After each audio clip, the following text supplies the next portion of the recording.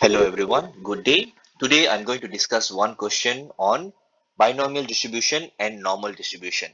The question that you see on the screen involves part A and part B. Part A is binomial distribution, part B will be normal distribution. Okay, so let's see how to do this question. Let me read the question for you. The question says, in a survey done on the students in a school, 1 out of 5 students has an electronic dictionary.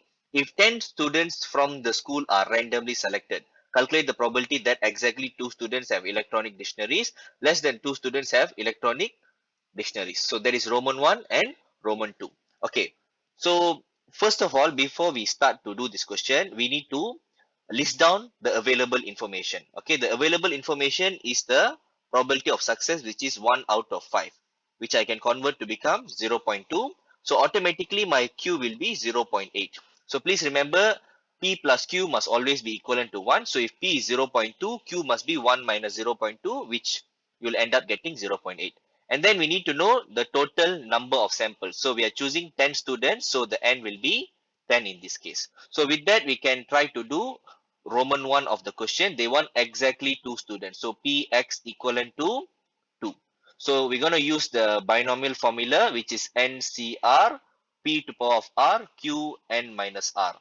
So the N will be 10, C, R will be 2, P will be P will be 0.2 and then power of 2 and then 0.8 power of 8. Please remember, whatever the value you put here as R, that should be the power here, and this one must be N minus R. So 10 minus 2 is equivalent to 8. So please follow this and avoid careless mistake in this region. Okay, so let's continue. So when you press this in calculator, you will actually end up getting 0.3020. So that is the answer for Roman A1. Okay. So now let's go to A Roman 2. Less than 2 students have electronic dictionaries. So if you want less than 2 students, so Px less than equals to 2. Okay, sorry, I mean less than 2 here in this case. Not less than equals to, is less than 2. Okay, so in that case, I can only take Px equals to 0 and Px equivalent to 1. Okay, so Px equals to 0 will be 10 choose 0, 0.2 power of 0 and 0.8 power of 10. Plus when you do for x equals to 1 is 10 choose 1, 0.2 power of 1 and 0.8 power of 9. Okay, so if you press this in calculator, you'll end up getting 0.3758. So that will be the answer for Roman 1 and Roman 2, which you'll get 5 marks for sure. Okay, this is easy. So make sure during exam you're able to understand, list down all the available information like P, Q, and N, and then do questions like this, which will be very much easier and straightforward. Okay, let's move on to part B, which involves normal distribution. They said the masses of the watermelons from an orchard follows a normal distribution with a mean of 1.8 kg and a standard deviation of 0.5 kg. So find the probability that a random selected watermelon from the orchard has a mass of not more than 2.2 kg. Not more than 2.2 kg. So in that case, just like part A, we have to list down all the available information first. So we start with the mean. The mean is given to be 1.8 kg and the standard deviation is given as 0.5 kg. So this area you need to be a little bit careful because sometimes they give standard deviation, sometimes variance will be given. If it's variance, you have to square root to get the standard deviation. Okay, let's go to the 2.2. Okay, so 2.2 is the x value. So please write it down, x equivalent to 2.2. So this one you have to convert to become the standard score, z. So 2.2 minus the mean over standard deviation. So 2.2 minus 1.8 divided by 0.5. So you'll end up getting the z score, which is 0.8. Okay, so let's continue. They wanted the probability of x being less than 2.2, so which will end up giving you probability of z being less than 0.8. So you have to represent this in a graph. So let's do some graph here. Okay, so once you have done the graph, you just need to draw a bell graph like this, and then you have to show the middle line here. Okay, so we have to show this particular value of 0.8. So I would say 0.8 is somewhere around here. And since the direction say less than, so it takes everything on the left hand side like this. So we can't find this from the table. So what we can do, table always will give you the value to the right of whatever z value that you give here. So the value of z here is 0.8. So let's go and find 0.8 here. Okay, so this is the SPM normal distribution table. So I'm going to go and find for 0.8. I will end up getting 0.2119. Okay, so that means clearly this area is 0.2119. So the green area is definitely 1 minus 0.2119. So when you minus, you'll get 0.7881. So that should be your final answer for B Roman 1. Okay, so it is actually very straightforward. The mean is already given, standard deviation is already given. You just need to find the standard score, show it on the graph, see the direction whether it is to the right or to the left, and then use the table accordingly. Please remember, the table will only show the area to the right of whatever value that you are giving. If you are giving 0.8 and whatever value that you see corresponding to 0.8, this 0.2119 is actually to the right of the value. That means it is indicating this red color region here. This red color region is from the table. So after that, you have to do this particular step to get the final answer. Okay. So let's move on to the Roman 2. So I'm going to erase some of my working. So I will erase this.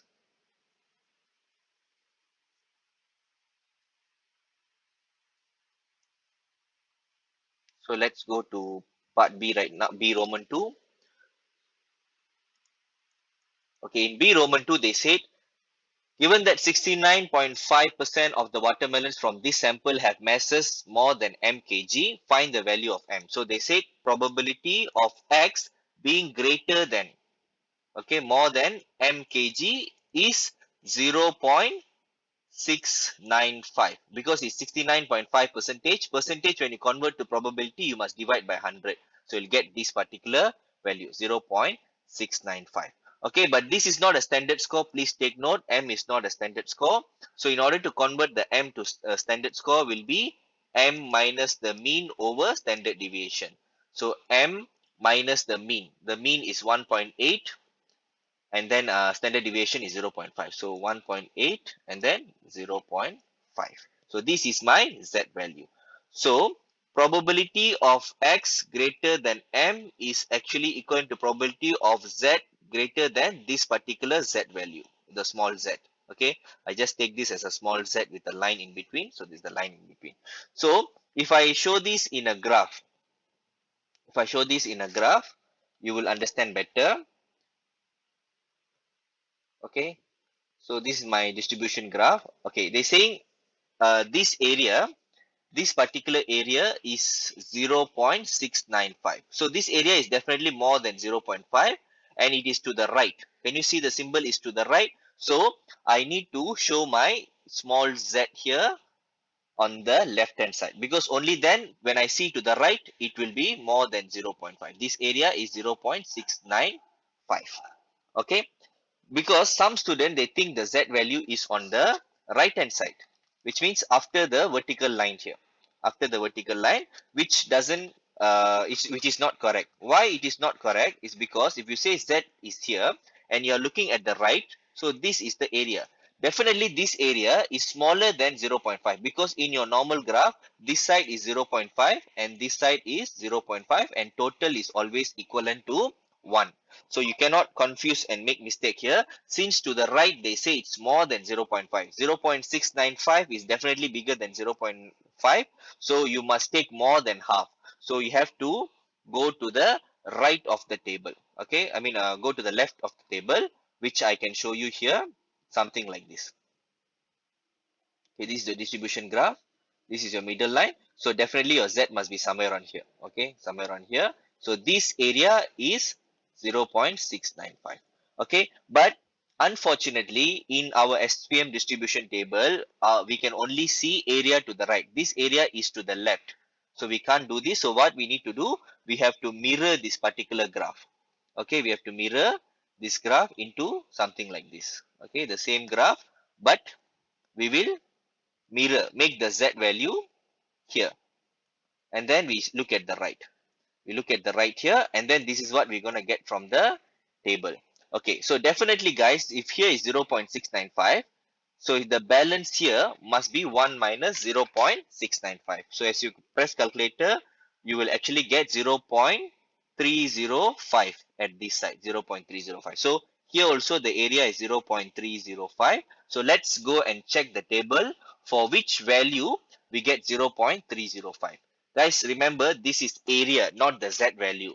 So you cannot go and see this or see this one. This is completely wrong because we are not looking for the Z value here. We are looking for the area. So please find the area 0.305 here. Okay. So please take note, the area always start from 0.5 and it slowly reduces along the line. Okay. Until a very small value. So let's see where is 0.305. Okay. 0.4, 0.4, 0.3, 0.333. Yes. I can see 0.305 perfectly. Okay, this is a perfect number, which is very good. So it corresponds to 0.5 and 1. So therefore, the Z value here, you have to give as 0.51. But this is after we modify the graph to look into the right. So we cannot say our Z equals to 0.5 because in original graph, the Z was on the negative side. So you have to manually give a negative value in front so that you can find the correct value of M. So once you already put the negative 0.51, you can bring the 0.5 up and bring the 1.8 and you can get the answer for M, which is 1.545 kg. Okay, as simple as that. Okay, so please revisit the video. Please do a complete working. You'll definitely understand. If you have any question, you may comment below. I will give my explanation or clarification. Thank you.